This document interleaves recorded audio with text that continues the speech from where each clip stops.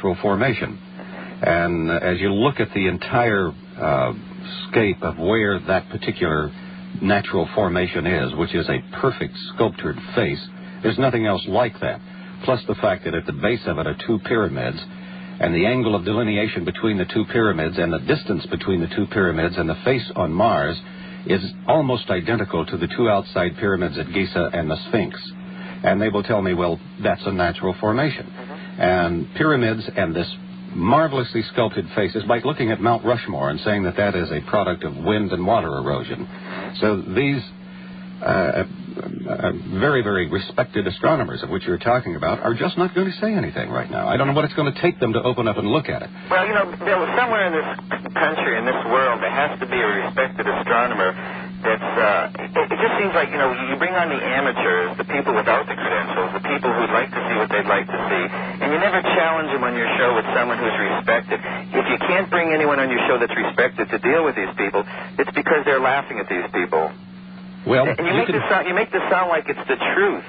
And, Bill, it's just one person's belief that there's something up there. And well, there are a number of people that believe as Fred does here, and all I'm doing is bringing this book to your attention, to open your mind. Now, if you don't want to believe it, that's fine. You see, people don't realize.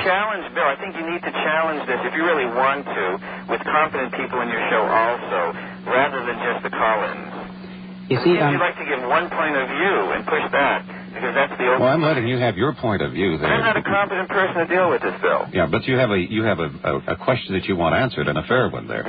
I can't find anyone who will come on here and... that must say something. I can't find anyone who will do it. To me, that says something. No one wants to challenge this kind of nonsense, is what it tells me. Well, it's not more than nonsense. They're just not ready to do it. It's like, for instance, we had the Gladdens on. We tried to find some people who were supposedly schooled in the etymology of the Bible. They wouldn't get on with them because they couldn't disagree with the etymology that the Gladdens had on. Bill, you can see whatever you want to see in these things. Yes, sure you can. Bottom line. Mr. Steckling chooses to see, and you choose to believe, although sometimes I wonder if you really do, but he chooses to believe that there's buildings up there. And well, my point is to bring you some information that you can accept, or perhaps it'll cause you to...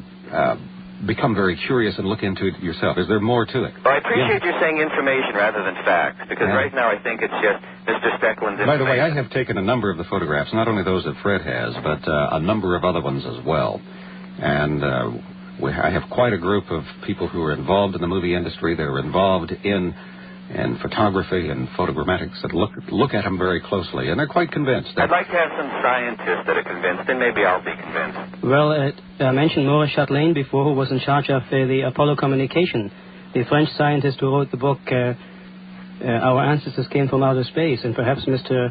Jenkins can get Mr. Chatelain to come on this program, because he is the expert that you are looking for. Not someone who wrote a book, Our Ancestors Came from Outer Space. But he happened to also be a high official at NASA. That's correct, and he was responsible for the communication of the Apollo spaceflight. So if he doesn't know what he's talking about, and there's no hope, isn't there? Anyone who writes a book like that, I think, would tend to be on your side. I'm looking for a competent scientist who is not necessarily on your side, who could debate you over the validity of the photographs and what's up in the moon. There are thousands of them, sir. Thousands of them, that's right. I wish I could read about this in the New York Times or the Wall Street Journal or Time Magazine. I wish I could read about it in a reputable publication.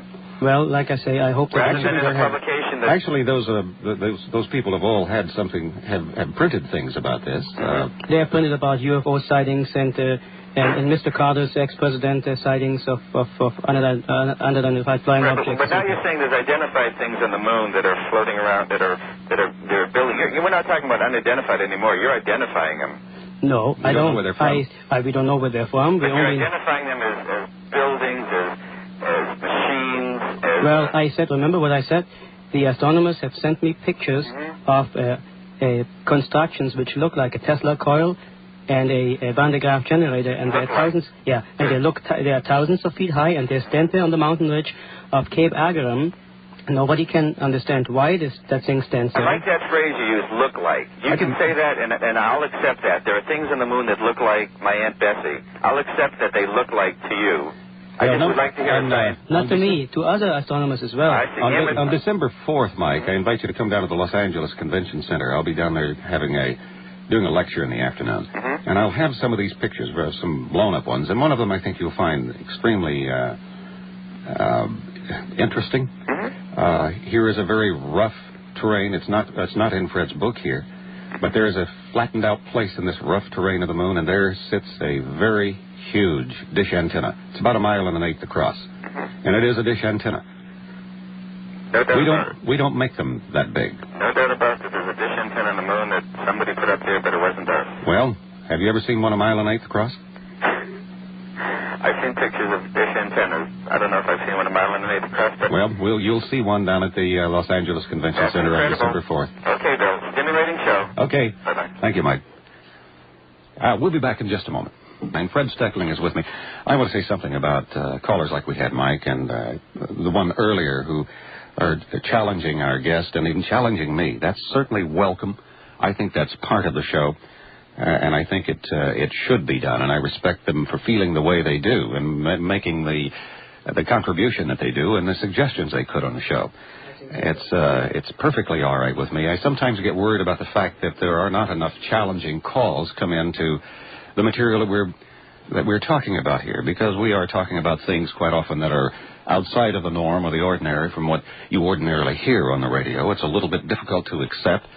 The kind of show I run, by the way, is not a confrontation show, me and my guest. It's a forum for the guest to display his wares or the object of his research. We just make every effort to make sure you can't take too many pot shots at the guest, that the guest academia is all right, his research is all right, and he'll stand up on his own. You don't have to agree with him at all, but we're trying to present you with some new ideas. We certainly don't mind the challenging calls and welcome them. And from those, perhaps we can learn even more about how to better please each and every one of you with what we do on this show. So constructive criticism. Constructive criticism is always good, and constructive suggestions are good. And if we're falling short of the mark and presenting the kind of program you want, that's good to know, too. Right. All of that is helpful. So please feel free. If you disagree with Fred, if you don't think that what he's saying is true, you get in there. And if you think I'm doing it wrong, and if I'm taking too much of a stand myself, fine. Our life is an open book here. I don't have any secrets from you.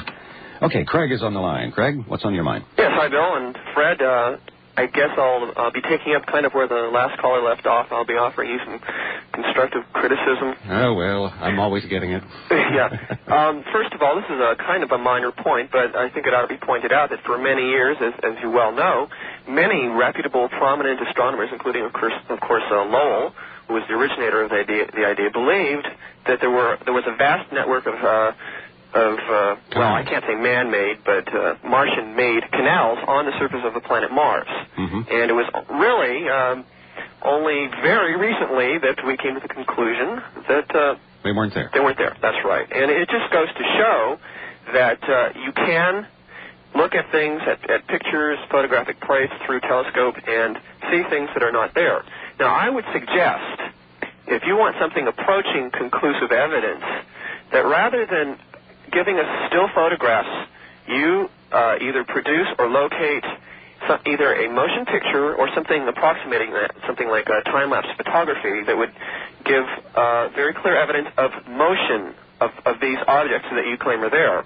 Well, we have some in that book, the motion of a cloud over one of the craters.